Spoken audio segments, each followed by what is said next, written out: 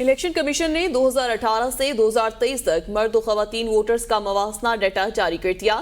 2018 میں ملک میں مرد ووٹرز کی تعداد 5,92,24,839 تھی۔ 2018 میں خواتین ووٹر کی تعداد 4,67,30,570 تھی۔ 2023 میں مرد ووٹرز کی تعداد 6,85,08,258 ہو گئی۔ 2023 میں خواتین ووٹرز کی تعداد 5,84,72,014 ہے۔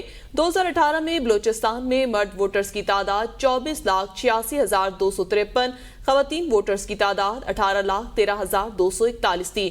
2023 میں بلوچستان میں مرد ووٹرز کی تعداد 29,67,790، خواتین ووٹرز کی تعداد 23,16,804 ووٹرز تک پہنچ گئی۔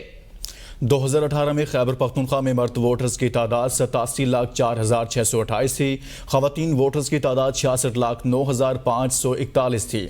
2023 میں خیبر پختونخوا میں مرد ووٹرز کی تعداد 1,18,30,683 ہے۔ اسی پر مزید بات کرتے ہیں نمائندہ ABN نیوز اسلام آباد سے ابراہیم عباسی سے۔ جی ابراہیم عباسی، کیا اعداد و شمار سامنے آئے ہیں؟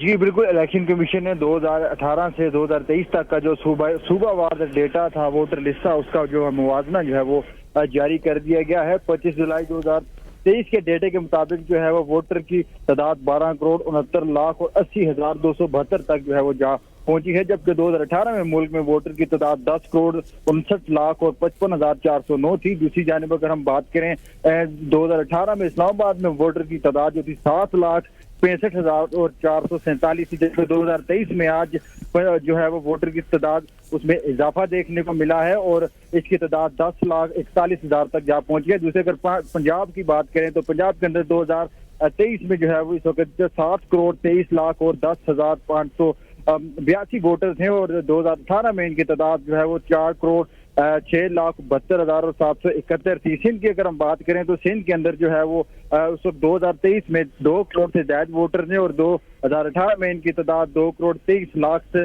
تھی۔ دوسری جگہ ہم خواتین کے حوالے سے بات کریں تو خواتین کے ووٹر کا موازنہ اگر ڈیٹا کے حساب سے کیا جائے تو 2018 میں ملک میں مرد ووٹر کی تعداد جو ہے وہ 5,42,92,00,000 تھی اور دوسری جانب 2018 میں خواتین ووٹر کی تعداد جو تھی وہ 4,67,30,000 تھی۔